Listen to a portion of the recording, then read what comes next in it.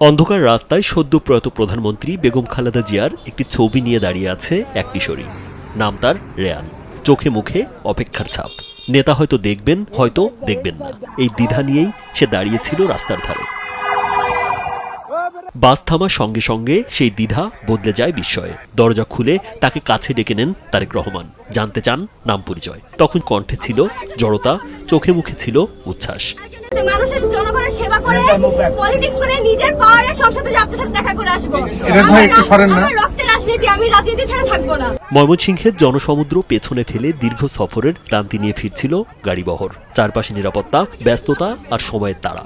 ঠিক তখনই ময়মনসিংহের ভালুকার সিডি স্টোর এলাকায় রাস্তার পাশে দাঁড়িয়ে থাকা ওই কিশোরীর সাথে গাড়ি থামিয়ে কথা বলেন বিএনপির চেয়ারম্যান তারেক রহমান। আসলে সত্যি বলতে আমার অনুভূতি হলো অবর্ণনীয় বা অকল্পনীয়। আজকে যেভাবে জিনিসটা ঘটছে এটা কখনোই আমরা ভাবি নাই যে এইভাবে ওনার সাথে দেখা হবে, উনি আমার সাথে এইভাবে কথা বলবেন।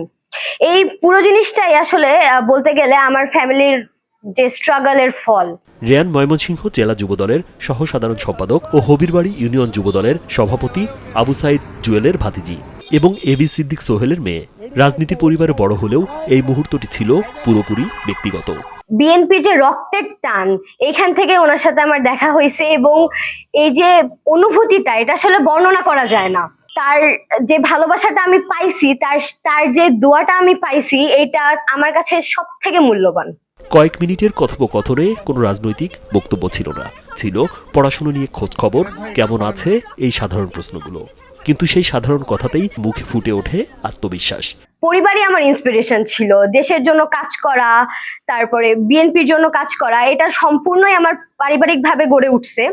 এবং শুধু তাই নয়, আমার সব থেকে বড় আইডল হলো বেগম খালেদা জিয়া। তার সাথে দেখা করার আমার খুব ইচ্ছা ছিল, তবে আল্লাহ যেহেতু তাকে আর পৃথিবীতে রাখেনি।